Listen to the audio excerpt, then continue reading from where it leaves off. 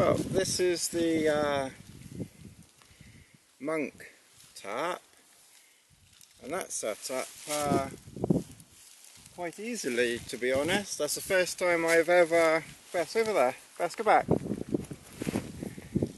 Hello, can you see me over there? No, down Bess, good girl. Yeah, that's the first time I've ever set this up. Obviously there's a few things that would need adjusting slightly. The bungee cord over here is pulling up, but your mat would probably hold that down. You probably need to be a little bit further back a little bit. But you've got a, you know, there's just about enough. I am touching the top. But if you had reasonable weather, I think you'd be pretty down, Bess. Yes, if you had reasonable weather, I think you'd be fairly well protected here. To bring this down a little bit closer to the ground. Obviously I could peg out the middle there with just one pole and then have the whole front lower down. So there's plenty of options there. I'll just show you around.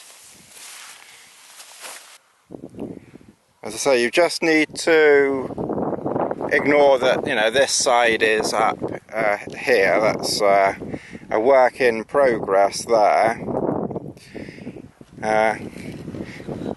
You probably saw that I manoeuvred guy lines around, so I did have a guy line originally on the middle here, but I took that off and then put it up there.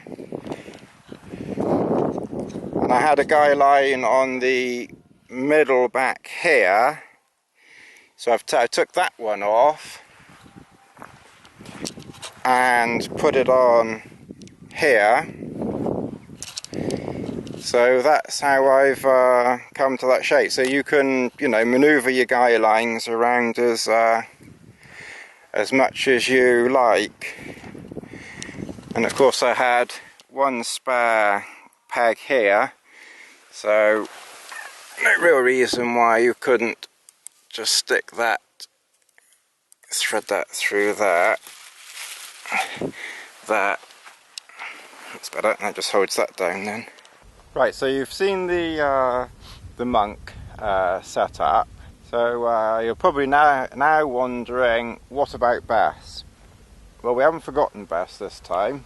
This is the MLD Dog Tarp.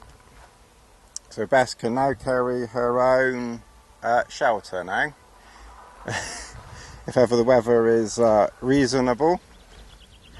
If we ever get any reasonable weather.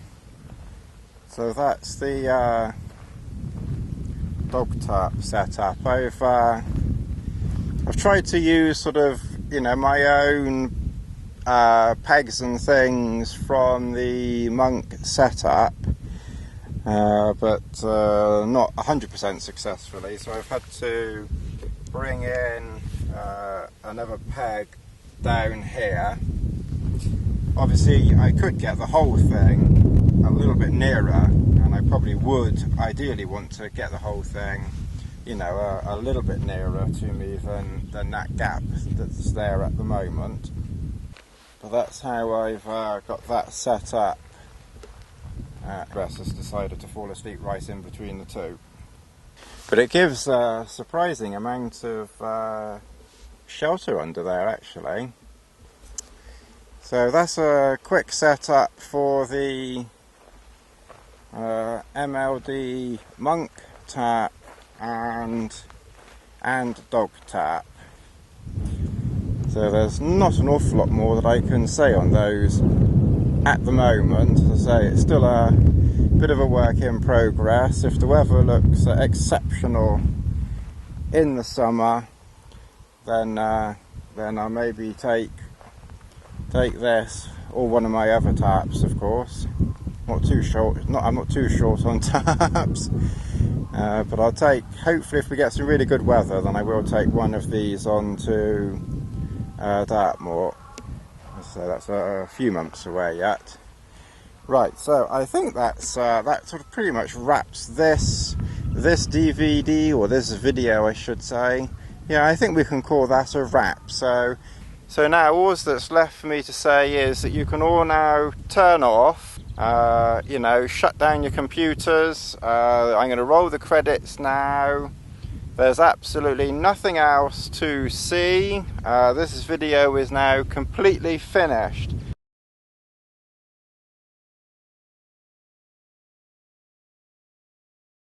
Right, have they all gone? Everyone gone? Nobody out there now? Are we all alone? Just checking, making sure there's not a soul about. No, there's nobody here. Nobody around at all. And everyone is now shut off their computers. They've all gone home, or gone to bed, or gone to the insane aside. Yeah, so I've got something else that I'm going to show you. On Facebook, Ron posted a few weeks ago that he had a prototype rain wrap. Not a skirt, but a rain wrap. And Ron wanted to know, if any people who followed him on Facebook were interested in this rain wrap. It's not a skirt, it's a rain wrap. So of course quite a few people, all men said that yes, they would be interested in trying one of these, and I must admit I was one of them, and Ron was very kind and sent one, so I am now not going to try it on for you. Right, no one's looking. You've all gone. Nobody's there. You stay there. Right, so no one's around. So I am now going to not model this rain thing for you.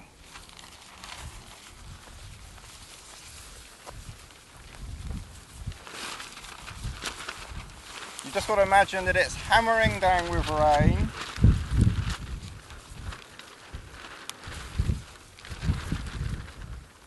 And you've got to forget all about are you being served and all those types of things,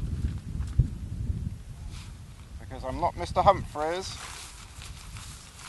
Right, that's the rain skirt. I mean the rain wrap. The rain wrap. It's a wrap. It's a rain wrap. It's not a skirt. So that's the there it is. And I'll just leave the picture, and I'll come back, and I will walk very manly, and Bess is being very doggy. Scrub that. rephrase that. So that is the rain wrap, and I can see people in the distance. There is a toggle down here that you can snap on there. So that does that. Obviously, if the wind was blowing this way, which it is, you can turn your doodah around, and I have to say it's quite airy actually.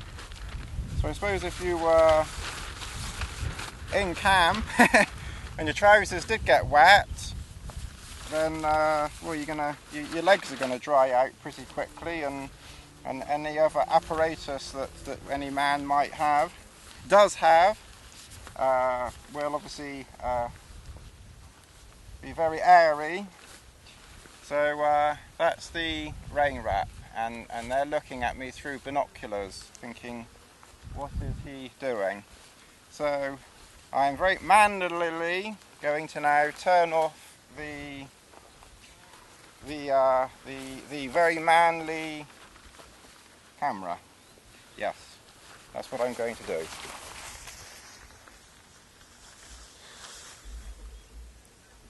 I'll just under here show you a close-up of the rain skirt. Ron does call it a rain skirt actually, but you can call it what you like, obviously.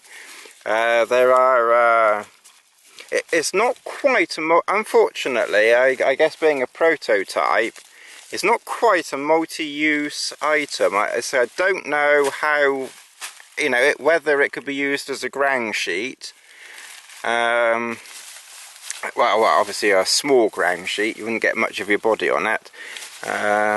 You could almost use it for a beak on a shelter, but the only downside to that is on the prototype there's one loopy thing there, apart from the loopy thing holding the camera, and another loopy thing here. So there's only two sort of what you would call sort of, you know, guy line holders on it. So you couldn't use this particular model, but as I say, this obviously is a prototype. So I would imagine, or maybe hope, that if Ron was making, you know, a full-on production model, he would put at least 4 loops on 4 corners, so that you could at least, you know, tie it out to form some sort of sheet. As I say, it's not really big enough for a ground sheet, although it's not a million miles away. It would certainly make an emergency ground sheet, and as I say, you know, it would potentially make or an entrance sheet. There is a draw cord on it to tighten it up, which is obviously holds it in place around your waist. So it's actually, you know, quite a good thing actually. As I say, it just needs really, I think, just tie points in the other 2 corners, and that would make it ideal then. It's 60 grams. I'm not sure if this is seal nylon. You see, I'm not expert enough on this. See, this has got the crisscrossy pattern things in it, so this might be that other material. So I'm not sure if this is seal nylon. It certainly isn't Cuban, of course, but I'm not sure if it's seal nylon or spinnaker. It might be spinnaker, but you know, I don't know. Don't quote me on that at all. But actually, it feels comfortable wearing it, I must admit. As I say, you might feel a bit of a Charlie wearing it, I don't know. But if you were in the middle of nowhere, no one's going to see you anyway. I mean, it's not designed for around town, obviously. So so that's just a close-up on that anyway. And thanks for sending that out, Ron. Right, well, I better get going and catch you all again another time. And thanks for watching, and hope you've had a bit of a laugh. Thanks, bye. Come on, Bess, let's hop and skip together. Where's Bess? Come on. Oh God. Bess, fetch the straitjacket.